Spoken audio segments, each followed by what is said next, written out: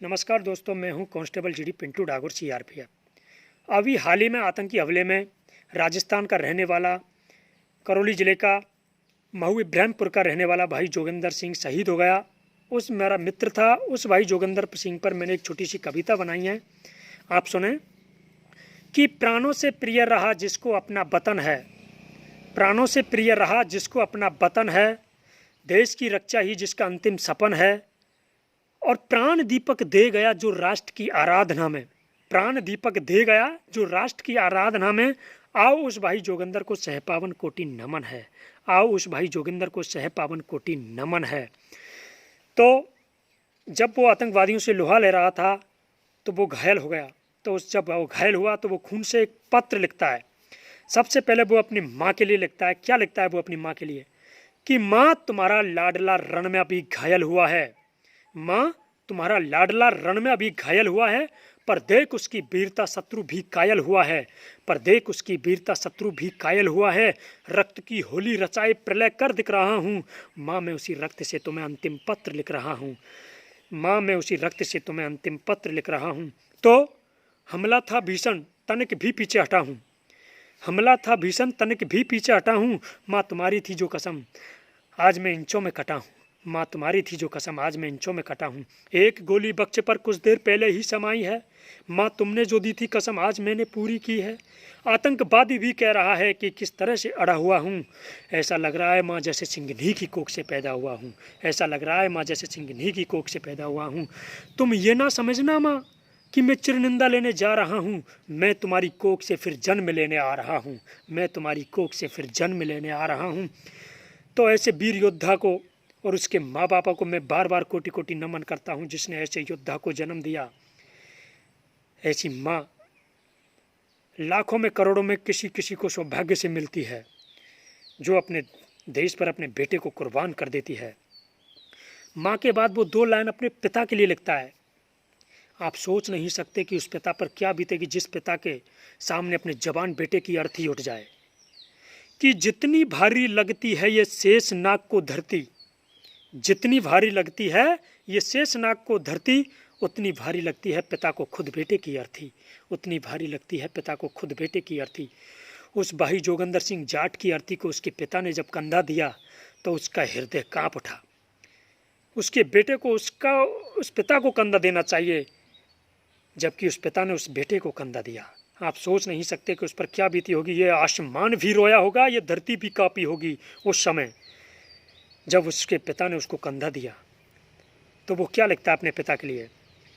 कि मैं तुम्हें पहले ही बचपन में बहुत दुख दे चुका हूँ, मैं तुम्हें बचपन में पहले ही बहुत दुख दे चुका हूँ, तुम्हारे कंधों पर आसमान सारा ले चुका हूँ, तुम्हारे कंधों पर आसमान सारा ले चुका हूँ। तुम सदा कहते थे कि एक दिन तुम्हें ये ऋण चुकाना पड़ेगा, मुझे अपने कंधों पर लेकर जाना पड़ेगा। ओ पिता, मैं तुम्हारा ये भार तनिक न हल्का कर पाया, मुझे क्षमा करना, मैं पितृ ऋण भर नहीं पाया। पर ओ पिता, मुझे आज भी ये प्रश्न खा रहा है, आज भी ये सुख तुम्हारे ही कंधों पर जा रहा है, आज भी ये सुख तुम्हारे ही कंधों पर जा रहा है। तो वो जब उसका सुख उसके पिता के कंधों पर जा रहा है तो वो अफसोस कर रहा है बेटा।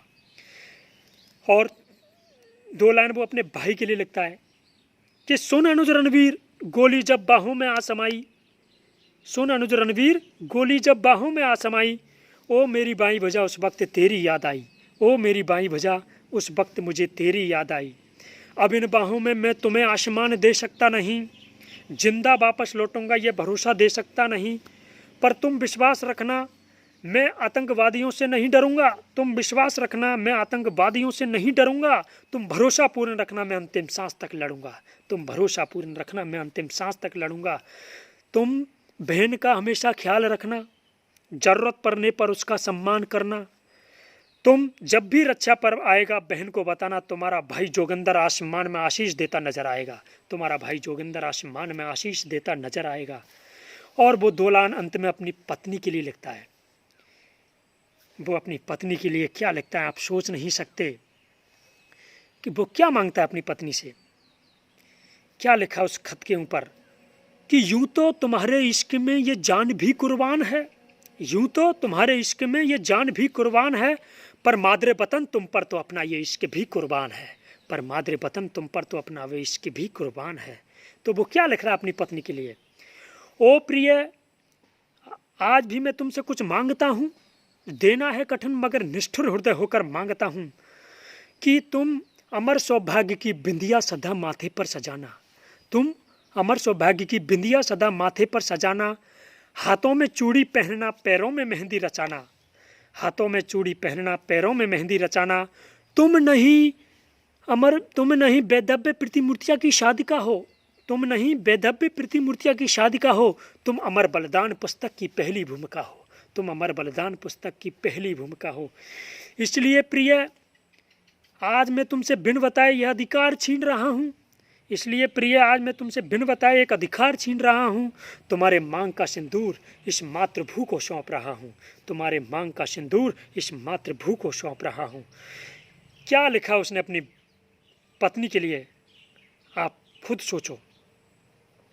तो ऐसे शहीद की जब याद आती है तो दिल कांप उठता है कि जब याद शहीदों की आती है तो दिल थाम लेता हूँ। जब याद शहीदों की आती है तो दिल थाम लेता हूँ। आंसू निकल पड़ते हैं जब उस भाई जोगिंदर का लेता हूँ। आंसू निकल पड़ते हैं जब नाम उस भाई जोगिंदर का लेता हूँ। लेकिन हम भी कसम खाते हैं कि देश की आज़ादी की कभी शाम न होने देंगे। देश की आज़ादी की कभी शाम न होने देंगे और भाई जोगिंदर की कुर्बानी बदनाम न होने देंगे। जब तक बची है गरम लहू की एक भी बूंद, तब तक भारत माँ का आंचल नीलाम ना होने देंगे। तब तक भारत माँ का आंचल नीलाम ना होने देंगे। तब तक भारत माँ का आंचल नीलाम ना होने देंगे। जय हिंद, जय भारत। सभी दोस्तों इस वीडियो को देखें और उस भाई जोगिंदर सिंह की प्रतिभा महू में लगनी चाहिए। मैं आपसे निवेदन करता हूँ कि हर शहीद दिवस पर उसको सम्मान मिलना चाहिए, उस भाई जोगिंदर सिंह को। जय हिंद, जय भारत।